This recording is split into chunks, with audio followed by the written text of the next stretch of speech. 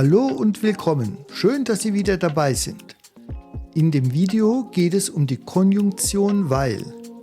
Mit der Konjunktion weil kann man Sätze verbinden, die den Grund und die Folge einer Handlung ausdrücken. Zum Beispiel: Weil es regnet, benutze ich einen Schirm. Nach weil folgt der Grund für eine Handlung. Der Grund ist: Es regnet. Dieser Grund wird im Weil-Satz gesagt. Also, weil es regnet, benutze ich einen Schirm. In einem Weil-Satz steht das Verb am Ende und nach dem Komma folgt das Verb des zweiten Satzes.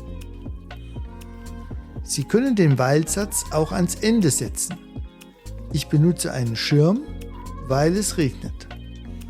Achten Sie auf die Position der Verben. Und jetzt Sie. Was ist der Grund? Ich gehe ins Bett, ich bin müde.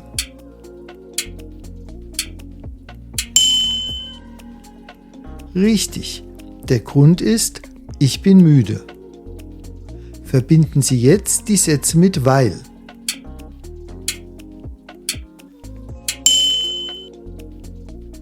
Das Verb im Weil-Satz steht am Ende. Ich gehe ins Bett, weil ich müde bin. Und noch einmal. Ich habe Durst, ich trinke Wasser. Zuerst, was ist der Grund?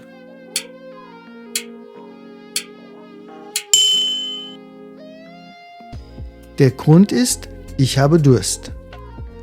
Verbinden Sie jetzt die Sätze mit weil.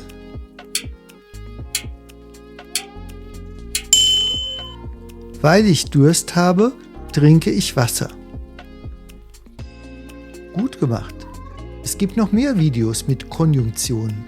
Sehen Sie gleich das nächste Video und klicken Sie auf Abonnieren. Dann können Sie bald sagen: Ich habe den Kanal abonniert, ich verstehe besser Deutsch. Weil ich den Kanal abonniert habe, verstehe